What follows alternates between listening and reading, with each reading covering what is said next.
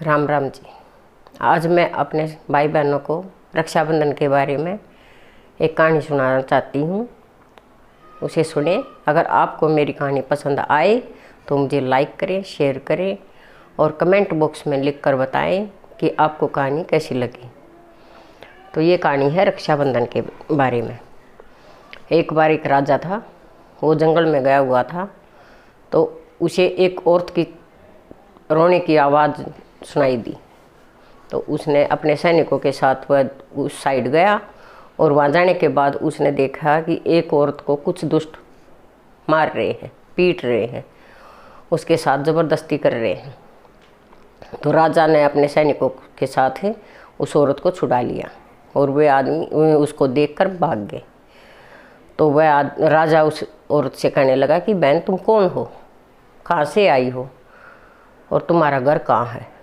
तो उस औरत ने कहा कि मेरा आज इस दुनिया में कोई घर नहीं है। मेरा पति है, वो मुझे मारता पीटता, उसने मुझे घर से निकाल दिया, और बेटे हैं, वे बड़े होने के बाद मुझे छोड़कर चले गए। आज मैं दीन अबला अकेली हूँ, मेरा कोई नहीं है। तो उस राजा ने सोचा कि इस बहन को तो सहारे की ज़रूरत है।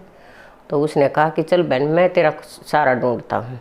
वो उसे अपनी नगरी में लेकर आ गया। तो आने के बाद उसने अपने मंत्रीगण व जनता में जनार्दन सब इकट्ठे कर लिए। तो जब उसने जनता के सामने एक प्रश्न रखा कि भाई इस औरत को, इस महिला को, इस बहन को एक सहारे की ज़रूरत है। तो उसे कहा कि बहन, अगर तुम पति ढूंढना चाहो तो इनमें से अपना पति भी ढूंढ सकती हो, भाई भी ढूंढ सकती हो। तुम जो सहारा चाहती हो तुम्हें वो ही मिलेगा। तो कोई पति बनने के लिए तैयार, कोई बेटा बनने के लिए तैयार। तो उस औरत ने कहा कि राजा साहब, मुझे पति की ज़रूरत नहीं है, क्योंकि पति के घर में रहकर मैंने खूब सेवा की, कष्ट भी सही, और उसके अत्याचारों से मैं तंग आकर मैंने अपने शरीर को ख़त्म कर दिया। और आज जब मुझे उसके सहारे की ज़रूरत थी तो वो मुझे छोड़कर चला गया। मुझे ऐसे पति की ज़रूरत नहीं है। फिर उससे कहा कि तू कोई बेटा चुन ले, किसी को अपना बेटा बना ले। तो उसने कहा कि आज मुझे बेटे की भी ज़रूरत नहीं है। कि क्यों? क्योंकि जिन बच्चों को मैंने बड़े लाड प्यार से पाला, अपना दूध, अपना खून पिलाया और अपने शरीर को उनके लिए दुख सहन करके, कष्ट सहन करके, हर तरह की पीड़ा सही मैंने, और पाल पोस कर उनको बड़ा किया, खुद दुखी रही, लेकिन उन पर आँच नहीं आने दी। आज उन्होंने मेरी ममता का गला घोट दिया। मुझे ऐसे बेटों की ज़रूरत नहीं है। तो राजा ने सोचा कि ये बता फिर तुझे क्या चाहिए।